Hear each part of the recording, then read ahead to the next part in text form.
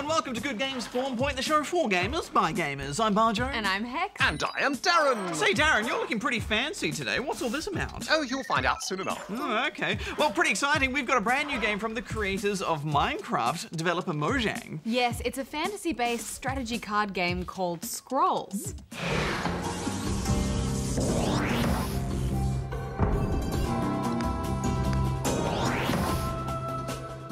Also on the show, something we've been wanting to do for a while. It's going to be a gameplay showdown between Hex and Bajo as we begin the first ever Spawn Point League. Oh, that explains the referee outfit, Darren. I'm nervously excited, Hex, but I think Darren will be a mostly pretty good referee. I am a robot, Bajo. Neutrality is my forte. I'm excited, but first we should get on with the show. Let's start with our first Darren's Challenge for 2015.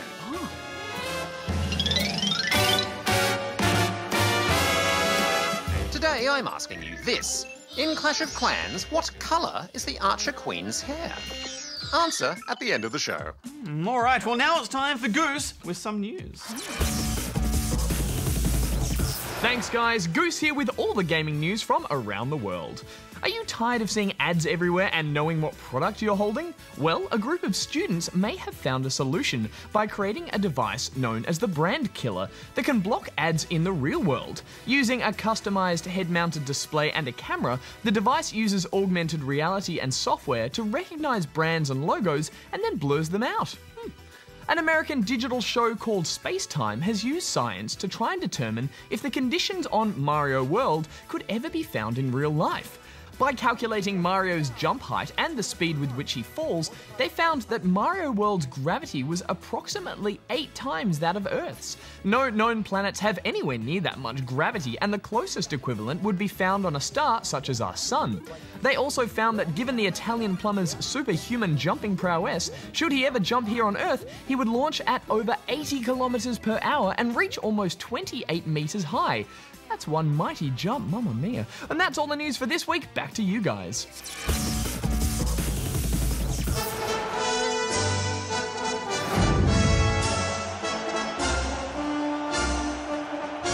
Ladies and gentlemen, spawnlings and robots, welcome to the 2015 Spawn Point League! Beginning today, 2 of the world's very best players... That's us right, Darren. Affirmative. 2 of the world's very best gamers shall compete to decide the ultimate champion. Oh, is there going to be a prize? Is it cupcakes? Is it sandwiches? Is it cupcakes with sandwiches on them? I'll put that on the to-do list. Oh, okay, Darren, but you know what, Darren? We're doing this for the fun and the glory, and also a prize. So how's this going to work? Oh, every few weeks, I shall devise a unique gaming challenge for you and Hex to compete in. You shall be judged on skill and natural reflexes, problem-solving and creativity. And I shall award points to the winner of each challenge until one of you eventually reigns supreme. Okay. All right, I'm ready. What are we starting with? Oh, ready your fingers and hone your eyes, gaming gladiators. Calculating the first challenge. Calculating. Please be a Batman game. Please be a Batman game. Oh, yeah, well, Mario Kart would be good. I'm awesome at Mario Kart. Calculating. I have it. The debut challenge of the Spawn Point League will be Trials Fusion. Yes, I've so got this. I ride my bicycles everywhere. I've got the mad skills already. Oh, yeah, well, I think my racing reflexes will give me the edge, so... To the games room. Oh, and you will need these. Oh, I mean, are you sure we really need these, Darren? Yeah, how much sweating are we going to do? You'll see. Off you go.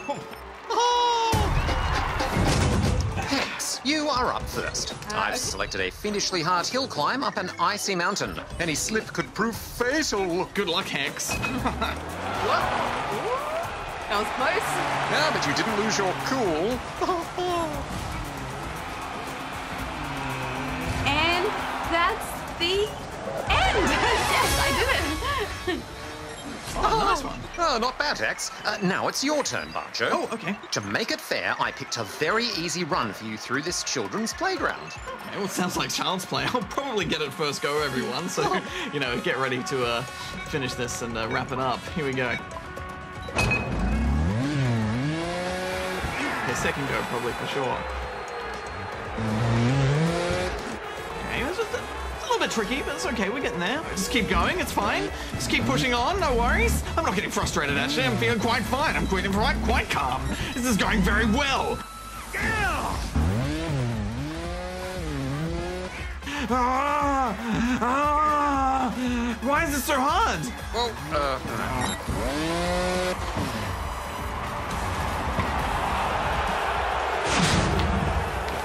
Darren, how was that fair? My track was totally impossible. Negative. I analysed and evaluated each track meticulously, down to the very last pixel to determine the fairest challenge. How do you think you did, Hex? I'm feeling pretty good. I mean, there were some tricky jumps in there, but obviously I held it together. Affirmative. You showed perfect technique on the climbs, leaning into the hill to avoid the common mistake of overbalancing backwards. You finished with a respectable time of 18.39 seconds. Oh, Hex's course was way easier, Darren. The referee's decision is final. Now, as for your course, Bajo, where do I begin? You ran into some early trouble on these simple shapes. Then you were completely defeated by these floating tyres.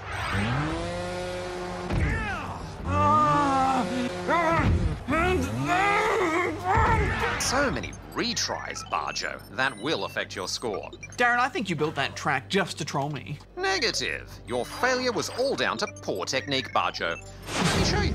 To get across the tyres, all you need to do is ease off the accelerator a touch and then lean back to keep the front wheel up. Sadly, that's not what you did. I had to disqualify you after your 60th crash. Well, fair enough then, I guess, Darren. Which makes Hex the winner of our first challenge! Congratulations! Oh, thank you so much, Darren. It's really an honour. And better luck next time, Bajo. Hey, it looks like I need to practice a lot more, which will involve playing more video games, which I love, so in a way, I won too. All right, Goose, please wheel in the SPL scoreboard. Scoreboard? Of course, Hex. Like any legitimate league, there needs to be a concrete and physical public tally of the score. Welcome, Goose. Hi, guys. Hi, Goose. Okay, Goose, under Hex's name, please put a big 1. All right, a 1 for Hex. Well done. And now, please add under Bajo's name, a big 0. Of course. A 0 here, indicating no points. All right, thank you, Goose. Or should I say, keeper of the scoreboard. We shall see you in the next round of the Spawn Point League. Bye, Goose. Bye, Goose. Bye, Goose. Right, guys, well, it's obvious I need a bit more practice, and I might go have a chat to Goose about that scoreboard. No, there's no time for that now. You guys need to go answer some questions at the Ask Spawn Point desk. Oh, quick, Hex! Oh. Okay, Badge, let's get straight into some questions. And first up, we have this one from Marvel King, who is in Marvel Town, Queensland. Oh, Excelsior! Hello, GGSP. I got 3 Marvel game question. 1. Is there going to be a Lego Marvel Superheroes 2? 2. Is there any Marvel Avengers Age of Ultron games? 3. This isn't Marvel. Is there England, Sydney? Thanks, GGSP. P.S. If you don't answer this question, I will destroy all cats and all cat lookalikes. Well, that's a bit mean. P.P.S. Bajo, do this. Well, Your Marvel Highness, Excelsior! Sorry to say, but they haven't announced that Lego Marvel Superheroes 2 is in development at the moment, so we're not sure if there's going to be one or not. But to be honest, I think there's a pretty good chance we'd see a sequel at some point. I mean, they've done 3 Lego Batmans. Yes, that's right, Hex. Batman! Oh, they can make more Batmans! Just make more Batmans. And the Marvel Universe is pretty epic with lots of new movies still coming out. So, personally, I'd be surprised if we didn't see a Lego Marvel game that ties in with Age of Ultron or one of the other films at some point. But again, we haven't heard about any other potential Age of Ultron games. But there's bound to be something. Maybe it'll be a Lego game, maybe it'll just be a little mobile game, or there could be nothing, but that would be surprising. We just don't know at the moment though, but we'll be sure to let you know if we hear anything. Yes, and of course there's an England, Sydney. Everyone there wears top hats all the time and drinks tea, and they're always saying things like, "Oh, blimey, governor, let's go to English Bondi and have some scones and jams in a spot of surfing." That's how they talk over there. It's the rules. I'm not sure you've got your facts straight on that one, Bajo. From what I've seen of English Sydney, they don't really wear top hats. Well, some of them do. I've seen many of them wearing them all the time. It's a rule. It's another rule. No, I think you're just stereotyping a little bit. But anyway, let's move on to this one from Maxwell, who is in Doncaster, Victoria. Hey, GGSP. I'm a big fan of yours.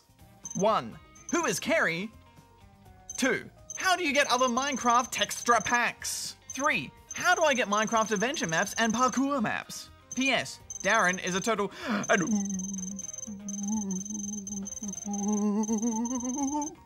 From Maxwell, 7 years old. Bajo and Hex at the Good Game desk. Go for Bajo and Hex. Hello, Bajo and Hex. Oh, it's Darren. Hi, Darren. Hi. Hello. I've prepared a small history lesson to educate the spawnlings on Kerry. Ooh. All hail Kerry. O'Brien.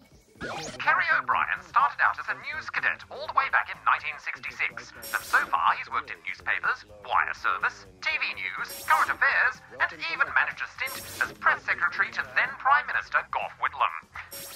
His extreme charm and talent saw him quickly rise to anchor the illustrious ABC flagship show The 7:30 Report, which he hosted for 15 years. His noteworthy and loyal service then allowed him to be appointed to the role of the glorious and supreme ruler of the ABC. Well, for Good Game Spawn Point, anyway. Oh, well, there you go. Thanks for that, Darren. Oh, no problems. Hail Kerry! Hail Kerry. Hail Kerry! Hail Kerry! As for how you get Minecraft texture packs, well, if you're on PC, then we'd suggest just doing an internet search for Minecraft texture packs. You'll find loads of websites that have plenty of textures to choose from. And we'd say do the same thing for maps. Just have a look around because there's more Minecraft websites out there than you can shake a pickaxe at. And they usually all have guides on how to install the maps and packs, so make sure you have a good look at those. But if you're finding the instructions a little bit complicated, then maybe ask a grown-up to help you out. Anyway, let's move on to this one from Jack, who is in Canberra in the ACT. Hey Gigi, I love your game Empire for Kingdoms, but I want an outpost. How do I get one? Please email me. P.S. Hex, do theirs.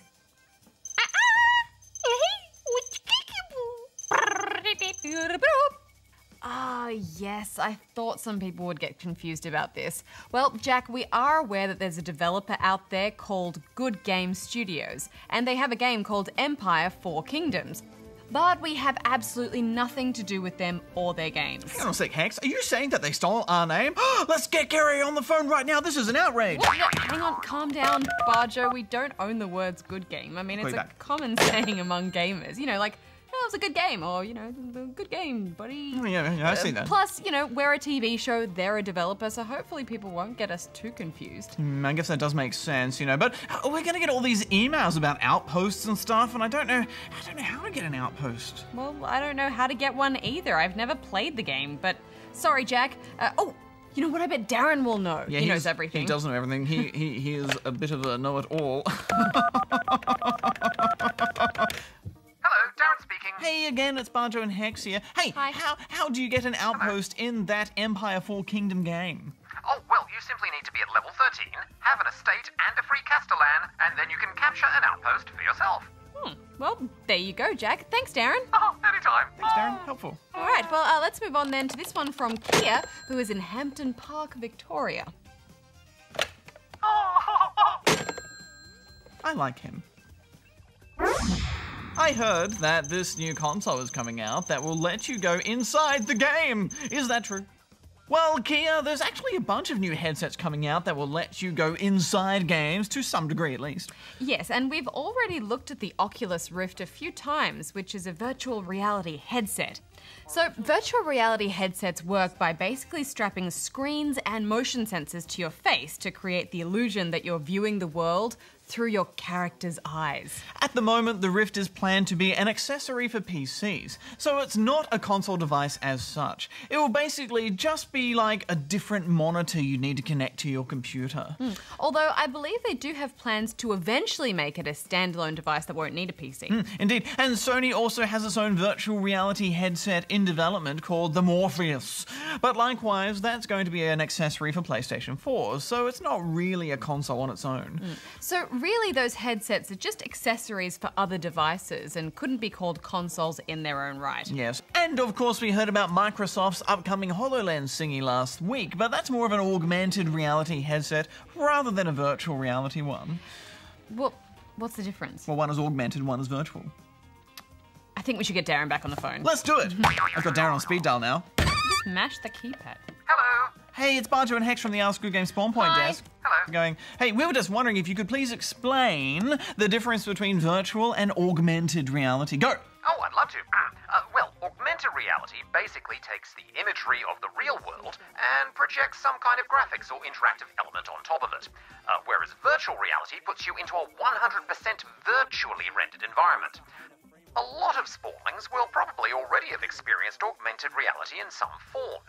3DS users will have probably played with those AR cards, or many might have had an iToy or Kinect game that uses some kind of AR effects. Oh, thanks for that, Darren. That was quite informative. Oh.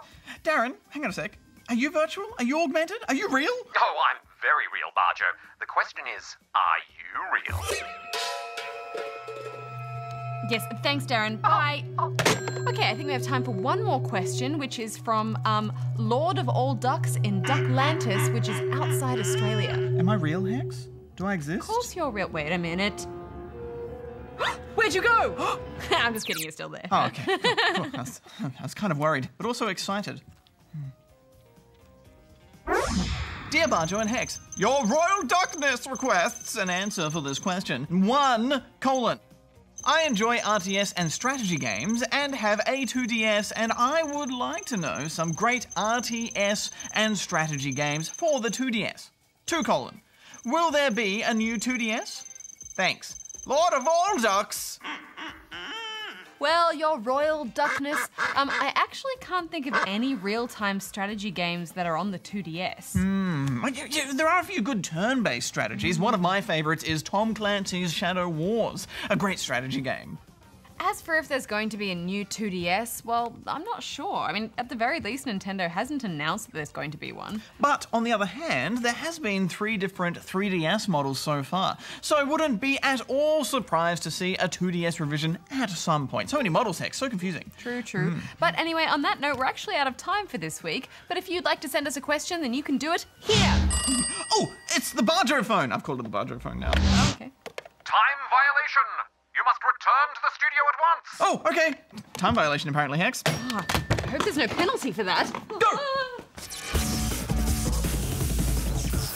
Oh, we're coming, Darren, we're coming. Bajo, Hex, assume your reviewing positions. It's time to unfurl the scrolls! Now, we've dabbled in some digital card games from time to time. There's Adventure Time Card Wars, which was a bit of fun, Hearthstone, Heroes of Warcraft, but Scrolls is on another kind of level. Yeah, this is some serious, in-depth collectible card strategy, so hold on to your hats. First, you build your deck. The game is free to download with limited features, but no access to things like character customization or the online store. Does start you off with a starter deck, though. The deck here uses growth scrolls. As you play, you'll earn in-game gold to buy card packs or scrolls to boost your deck. Scrolls doesn't really explain the deck building process very well, though, does it? It starts you off with the very basic cards that you need to start playing. Some more tutorials or information on deck building would have been appreciated, especially once you start collecting different scroll types. Yeah, I agree. I just feel like there are other card games like Hearthstone that explain all of this a lot better. The scrolls you start with are all the same kind, but you can have more than one type of scroll in your deck. I wouldn't advise doing that until much later on, though. Before we go any further, you two, why don't we explain the basic rules of the game? Yes, well, as far as card games go, this is more of a hybrid, combining a card game with more traditional turn-based strategy on a hex grid. Yes, each player has 5 idols. And your goal is to destroy at least 3 of your opponent's idols before they destroy yours. You do this, of course, by playing cards from your deck. Each card has a resource number, so you'll need to sacrifice some of your cards for resources in order to be able to play the others. There are 4 different kinds of scrolls in each deck type. Creatures, which are summoned to the board and attack your opponent's forces and their idols. Structures, which can provide extra defenses or buffs. Enchantments, which usually act as a lingering buff on units. And spells, which are usually one-use attacks that can be very helpful. It's important to have a good mix of all of these types of scrolls too, and keeping in mind that you'll be sacrificing some of them for resources or more cards as well. Yeah, and if that's not enough to think about, each creature has its own attack level, health level, and countdown, which is how many turns you have to wait before they can attack anything. Trying to keep track of all of this on the board is pretty exhausting, but rewarding too once you start getting the hang of it. It's a steep learning curve, isn't it? I mostly played against the AI, and I had a bit of trouble getting a match online, but when I did, I was almost always beaten. Yeah, me too. I need to build up my deck a bit more, I think. Fortunately for humans, they can learn from their mistakes. Even when you fail in card games such as this one, keeping your eye on your opponent's tactics proves valuable for improving your own strategy. There's even a Spectator Mode if you just want to try and pick up on some tips by sitting back and watching the pros battle it out. Yes, it's definitely a trial by fire with this game, and I found that I was sacrificing so many of my cards for more cards or resources, and yet all of my scrolls would keep getting destroyed, while my opponent's board would be filling up with a wall of forces, making getting close to those idols practically impossible. Yeah, it's just tough to figure out what you're doing wrong, isn't it? Am I sacrificing the wrong cards? Not building enough structures? Using my enchantments poorly? I do like all the unique elements of this game, though. Sacrificing your cards for resources, instead of having to collect and play them each round, keeps your playing hand really simple.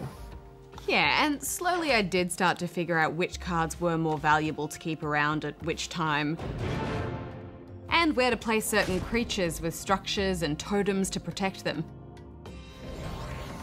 As is the case with most free-to-play models, you need to play for quite a while before you've earned enough gold to buy a whole new deck of a different type of scrolls, which is a little frustrating since you want to be able to test out different scroll types to see which ones you like. Yes, from what I can tell, they all seem to play out a little differently. Growth uses plant and animal-based attacks and magic. Decay uses the undead and ghostly enchantments.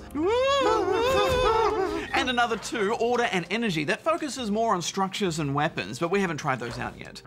I confess that after a while I gave in and purchased the full game so that I could access the online shop and buy more cards. Oh, Darren, that's not like you. I was just so frustrated. It's a slippery slope. Remember, free is rarely actually free. Well, I hope you got Mombot's permission to use her credit card, Darren. Affirmative. Well, look, this is a very complex game that'll take lots of time and lots of defeat to learn. But I think it has real promise for those looking for a strategy game with real challenge. And, you know, the fact that it is free to play means you can have a good go of it for as long as you like before you commit to purchasing the full game. Now guys, I know that extensive tutorials aren't Mojang's thing. When Minecraft came out, you were just dumped into the world and you had to work everything out for yourself. But I think Scrolls would seriously benefit from a little more in-depth explanation of the cards and how to use them.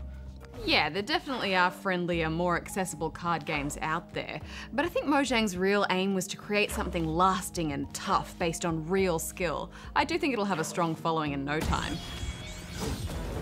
That said, I can't say I'm having a whole lot of fun with it at the moment. I'm giving it 2.5 out of 5 stars. I'm giving it 2 stars. Well, that's just about all the time we have for this week, but Darren, the answer to your challenge, if you please. Affirmative. At the start of the show, I asked you this. In Clash of Clans, what colour is the Archer Queen's hair? And the answer is purple. She's pretty cool. Remember I had pink hair once? I do remember, you look stylish. I had blue hair once. Oh, yeah. I once swapped out my antennae coil for an electrical discharge insect control system. It had a lovely blue glow, but the bugs piling up on my head was a bit of a drawback. Ew. But next week on Spawn Point, another Nintendo classic gets a re-release. We review The Legend of Zelda Majora's Mask on the 3DS.